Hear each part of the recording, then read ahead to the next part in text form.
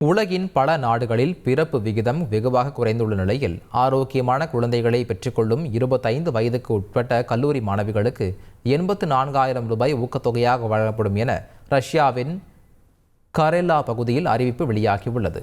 கடந்த 25 ஆண்டுகளில் இல்லாத அளவிற்கு ரஷ்யாவில் சென்ற ஆண்டு பிறப்பு விகிதம் குறைந்துள்ளது. ஏற்கனவே இந்த ஆண்டு முதல் ரஷ்யாவில் 2 குழந்தைகளை பெற்றுக்கொள்ளும் தாய்மார்களுக்கு 7 லட்சம் ரூபாய் வரை ஊக்கத்தொகை வழங்கப்படும் என்று அறிவிக்கப்பட்டிருந்த நிலையில் தற்போது 25 வயதுக்குட்பட்ட கல்லூரி மாணவிகள் ஆரோக்கியமான முறையில் குழந்தையை பெற்றுக்கொள்ளும் பட்சத்தில் அவர்களுக்கான ஊக்கத்தொகை அறிவிக்கப்பட்டுள்ளது. ஜப்பானில் சரிவர வேலை செய்யாததால் பணி நீக்கம் செய்யப்பட்டவர் தன்னைத்தானே வாடகை விடுவதன் மூலம் ஆண்டுக்கு 69 லட்சம் ரூபாய் சம்பாதித்து வருகிறார். பேச்சு துணைக்கு கூட ஆளில்லாமல் தவிப்பவர்கள் மொரிட்டோவை வாடகைக்கு எடுக்கிறார்கள்.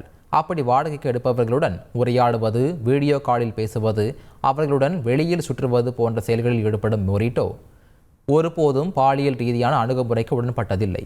இது குறித்து மொரிட்டோ அளித்த பேட்டி ஒன்றில் தமக்கு ஆண்டு ஒன்றுக்கு 1000க்கும் மேற்பட்ட அழைப்பு வருவதாகவும் 2 முதல் 3 மணி நேரம் வரை ஒருவருடன் நேரத்தை செலவிட 16,000 ரூபாய் வரை கட்டணமாக வசூலிப்பதாகவும் தெரிவித்துள்ளார். செய்திகளை உடனுக்குடன் தெரிந்து கொள்ள உடனே சப்ஸ்கிரைப் பண்ணுங்க.